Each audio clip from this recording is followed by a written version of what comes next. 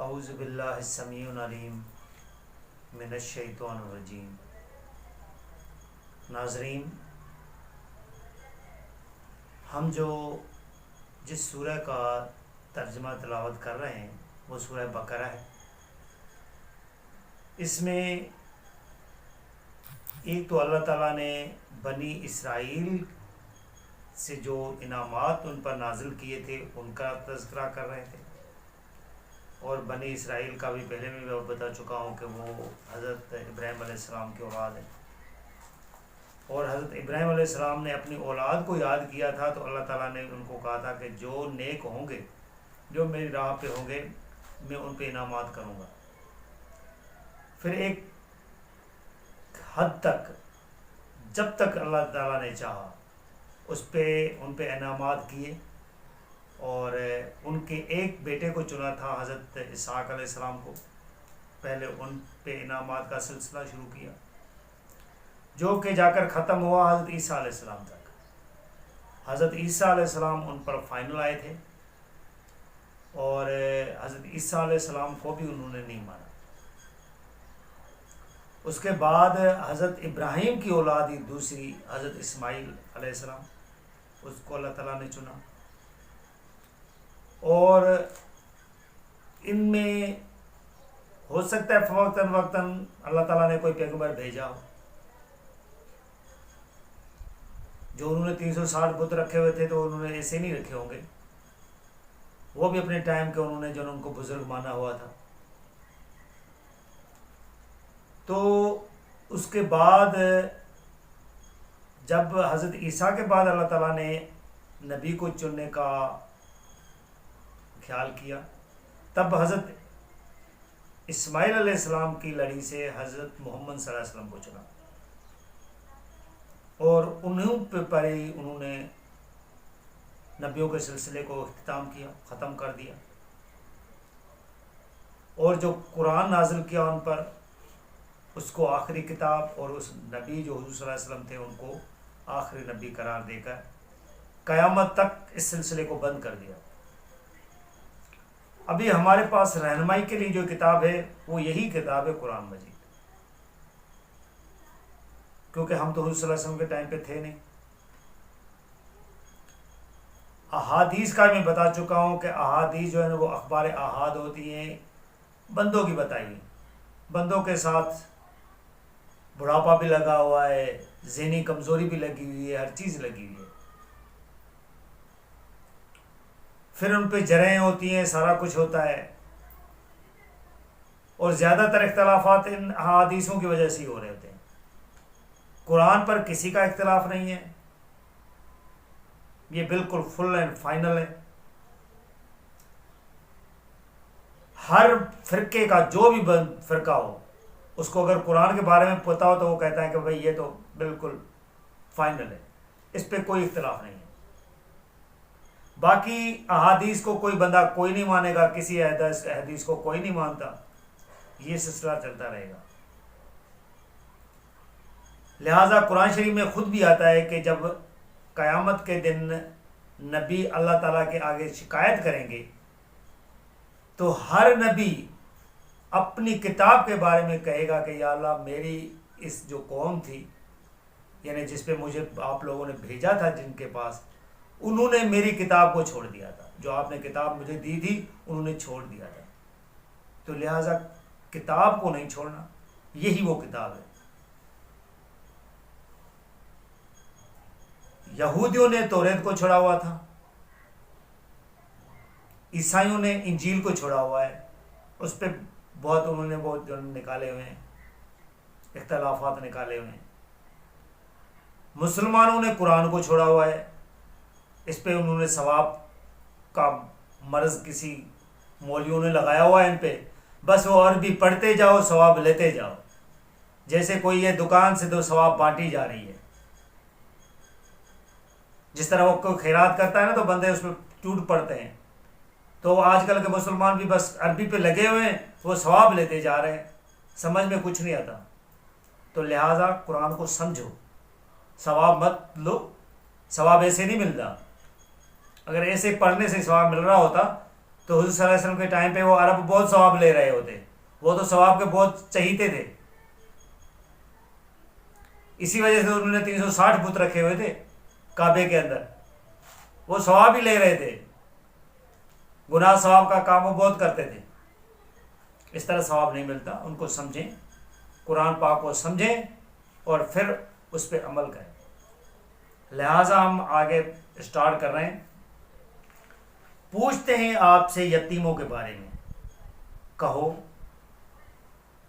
جس میں ہو بھلائی ان کے لیے وہی بہتر ہے، اگر تم اپنا اور ان کا خرچ اکٹھا کر لو تو بہرحال وہ تمہارے بھائی ہیں، اور اللہ خوب جانتا ہے مفسد یعنی خرابی کرنے والوں کو اور اصلاح کرنے والوں کو، کہ دنیا میں کون خرابی کر رہا ہے کون اصلاح کر رہا ہے۔ حضور صلی اللہ علیہ وسلم سے سوال کرتے تھے یتیموں کو کیا دیں، کیونکہ کسی کو دینا بہت مشکل کام ہوتا ہے، تو اللہ تعالیٰ نے فرمایا کہ آپ جتنا کچھ بھی دو نا ان کو وہ آپ کے لیے بہتر ہے، آپ ان کو اپنے پاس اکٹھے کر کے رکھ لو، وہ بھی اگر خرچ اکٹھا کر لو اللہ تو یہ بھی آپ کر سکتے ہو، مثلا وہ چیز ان کو دو جو آپ خود چاہتے ہو کہ ہاں یہ اس طرح ہونا چاہیے، اور اگر چاہتا اللہ تو تم پر مشقت ڈال لیتا، بے شک اللہ زبردست اور بڑی حکمت والا ہے۔ اللہ تعالیٰ کہتا ہے کہ میں اگر کہتا تو یہ کر لو، کوئی بھی کام بتا سکتا ہوں، لیکن اللہ تعالیٰ وہ مشقت نہیں ڈالنا چاہتا، وہ کام اللہ تعالیٰ نے آپ لوگوں پر چھوڑا ہے کہ آپ یتیموں کے لیے کیا کر سکتے ہیں۔ اور اللہ تعالیٰ پھر اس سے آگے فرما رہے ہیں، اور نہ نکاح کرنا تم مشرک عورتوں سے جب تک وہ ایمان نہ لے آئیں، البتہ مومن لونڈی کہیں بہتر ہے مشرک عورت سے، اگرچہ وہ مشرک عورتہ تمہیں بہت پسند ہو۔ اللہ تعالیٰ فرماتا ہے، یہاں دیکھیں اللہ تعالیٰ نے اہل کتاب کے بارے میں نہیں، وہ آگے آتا ہے اللہ تعالیٰ نے اہل کتاب کے لیے تو اجازت دی ہے، یہ مشرک کے لیے بتایا جا رہا ہے۔ پہلے تو آپ سمجھیں کہ یہ مشرک ہوتا کیا ہے۔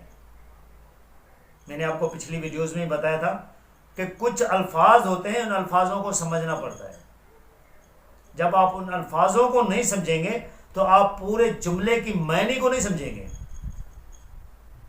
پھر آپ کو یہ مولوی حضرات یہ اپنی انگلیوں پہ نچائیں گے۔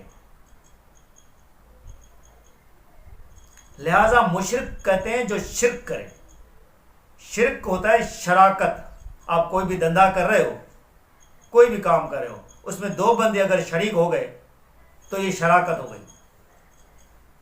تو اللہ تعالیٰ کرتا ہے کہ یہ میری جو یہ کائنات جو بنی ہوئی ہے اس میں کسی بھی کام کے لیے کوئی شریک نہیں ہے، کوئی بھی کام ہو، آپ اس میں بیج پر برسانا کہہ رہے ہو سکتے ہو، آپ اس میں دولت کا جو ڈھیر اگر کسی کو اللہ تعالیٰ کا امیر کرتا ہے غریب کرتا ہے یہ اللہ ہی کرتا ہے، اور اس کے علاوہ اگر کسی کو اولاد دیتا ہے وہ اللہ ہی دیتا ہے۔ بس کوئی بھی کام جو اس دنیا کے اندر ہو رہا ہو وہ اللہ کی مرضی سے ہوتا ہے، اللہ ہی کرتا ہے۔ اگر آپ نے کسی کو اور کا بھی مان لیا کہ یہ بھی یہ کرے گا یا یہ بھی کروا دے گا، یہ بھی کرا سکتا ہے، کیونکہ اللہ تعالیٰ پہ کسی کی زبردستی تو چلتی نہیں ہے۔ کون ہے؟ مجھے تو نہیں لگتا کہ کوئی ہے کہ جو اللہ تعالیٰ پہ اپنا جو ہے وہ کوئی کام کہے کہ اللہ تعالیٰ یہ کر لے، یہ اور اللہ تعالیٰ اس کا پابند ہو کہ یہ کرے کام۔ اللہ تعالیٰ تو ہر جگہ پتہ ہے کہ اذنی ہی میری مرضی سے ہوگا۔ تو یہ جو آپ کام سمجھ رہے ہیں یہ مشرکانہ ہے۔ تو اللہ تعالیٰ کرتا ہے، اللہ تعالیٰ یہ کہہ رہے ہیں کہ مشرک جو عورت ہے چاہے وہ کتنی بھی امیر ہو، وہ جو ایک مومن لونڈی ہے، مثلا اس ٹائم تو لونڈیاں ہوتی تھی جو کسی کی غلام ہوتی تھی، غریب ہوتی تھی، کیا کرتی بیچاری۔ آج کل ہم اس کو غریب پہ تصور کر سکتے ہیں کہ غریب جو مومن ہو ایمان والی، جو جس کا صحیح اللہ تعالیٰ پر ایمان ہے، وہ اللہ تعالیٰ فرما رہے ہیں اس سے بہتر ہے، اگرچہ وہ تمہیں مشرک عورت کتنی بھی پسند ہو، اور نہ نکاح کرنا اپنی عورتوں کو مشرک مردوں سے جب تک وہ ایمان نہ لے آئیں، البتہ مومن غلام کہیں بہتر ہے مشرک مرد سے، اگرچہ وہ مشرک مرد آپ کو کتنا بھی پسند ہو۔ تو اسی طرح مشرک عورت اور مشرک مرد دونوں کو اللہ تعالیٰ نے منع کیا ہے کہ آپ اپنی عورتیں اور خود بھی ان سے نہ نکاح کرو۔ پھر اللہ تعالیٰ فرما رہے ہیں یہ مشرک بلاتے ہیں دوزخ کی طرف. کیوں منع کر رہے ہیں اللہ تعالیٰ؟ اللہ تعالیٰ اس وجہ سے منع کرتا ہے کہ یہ مشرک آپ کو بلائیں گے کدھر؟ دوزخ کی طرف. آپ کو اپنی مشرکانہ حرکتوں میں لگائیں گے. آپ لازمی ہے کہ جب آپ پیسے والے کسی سے لوگے تو آپ اس کے سامنے تو بول نہیں سکو گے. جو وہ کام کرے گا وہ آپ کو کرنے پڑیں گے، کہنے پڑیں گے.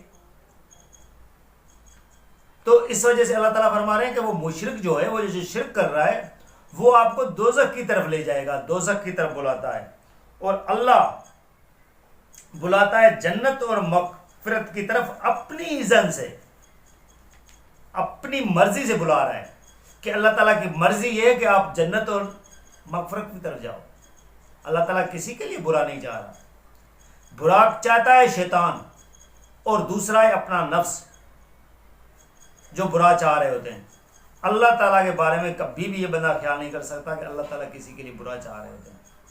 تو اللہ تعالیٰ اپنی مرضی سے کیا کرتا ہے کہ آپ کو جنت کی طرف اور مغفرت کی طرف بلا رہا ہے کہ آپ ایسے کام کرو کہ آپ کی جان چھوٹ جائے. اور آگے اللہ تعالیٰ فرما رہے ہیں اور کھول کھول کر بیان کرتا ہے اللہ اپنے احکام لوگوں کے لیے تاکہ وہ نصیحت قبول کریں. پھر بھی دیکھیں کہ اللہ تعالیٰ فرمایا میں ہر کام کو اچھی طرح سے آپ کو سمجھا رہا ہوں کہ آپ نصیحت کو قبول کریں. اللہ تعالیٰ کہہ رہے ہیں کہ میری نصیحت کو قبول کرو، میری نصیحت کو قبول کرو. کیونکہ حساب دیکھیں کتنے بھی جو انڈیا کے اندر جو ہے نا وہ بیٹھے ہوئے ہیں ہندو، لیکن وہ بھی اللہ کی ذات کو مان رہے ہیں کہ اللہ ہے. چاہے وہ بڑا اللہ کہہ رہے ہوں، جو بھی کہہ رہے ہوں، بھگوان کہہ رہے ہوں، اللہ کی ذات ہے. بہت کوئی کم لوگ ہوں گے جو کہہ رہے ہوں گے کہ اللہ کی ذات نہیں ہے. صرف یہ کہ ذات اور صفات ان کے ماننے کے چکروں میں جو ہے نا وہ تھوڑا سا بندے کو سمجھ میں نہیں آتا. مجھے یہ سمجھ میں نہیں آتا کہ آپ بھی پلیز مجھے تھوڑا سا کمنٹس میں بتا دینا کہ جو بھی بندہ، چاہے وہ آپ کی نظر میں ولی ہو چاہے نبی ہو، جب زندہ ہوتا ہے تو اللہ کا محتاج ہوتا ہے. حضور صلی اللہ علیہ وسلم نے کئی دعائیں اللہ سے مانگی ہیں جو کچھ قرآن شریف میں بھی درج ہیں، اور باقی آپ کو جو ہے نا وہ سناتے بھی ہوں گے. حضور صلی اللہ علیہ وسلم نے جب پہلے ہجرت کی تھی طائف کی طرف تو ان کو کتنے پتھر لگے تھے، تو انہوں نے اللہ سے ہی دعا مانگی تھی. وہ کسی کو سمجھا نہیں سکتے تھے. پورے حضور صلی اللہ علیہ وسلم نے 13 سال مکے کے اندر تبلیغ کی، 313 بندوں کو سمجھا سکے. حضور صلی اللہ علیہ وسلم کی زندگی میں کتنے موڑ آئے، سارے موڑ. حضور صلی اللہ علیہ وسلم کو انہوں نے مکے سے باہر نکال لیا، ایک غار میں جا کر رہے تھے، وہاں پتے تک کھانے پہ پڑے تھے حضور صلی اللہ علیہ وسلم کو. تب بھی اب اللہ کے محتاج تھے. مرنے کے بعد کیا ہو جاتا ہے، کون سے پر لگ جاتے ہیں کہ وہ بندہ آ کے سارا کام کر دیتا ہے. حضرت حسین رضی اللہ تعالیٰ عنہ، کون چاہتا ہے کہ میرے لختے جگر اس طرح سارے تڑپیں، تیروں سے مریں؟ اگر وہ بچا سکتے تو پہلے ان کو بچاتے. باقی سب پہلے بھی اللہ کے محتاج تھے، ہم سب اللہ کے محتاج ہیں. اللہ غنی ہے، اللہ جو چاہتا ہے وہ کرتا ہے. اللہ تعالیٰ کسی کو دے کر آزماتا ہے، کسی سے چھین کر آزماتا ہے. یہ اللہ کی آزمائشیں ہوتی ہیں. اللہ سے مانگے، اللہ ہی دینے والا ہے. اللہ کو چھوڑ کر کسی اور کے پاس مت جائیں. لہٰذا قرآن شریف کو اچھی طرح سمجھیں اور ان پہ عمل کرنے کی کوشش کریں. جزاک اللہ.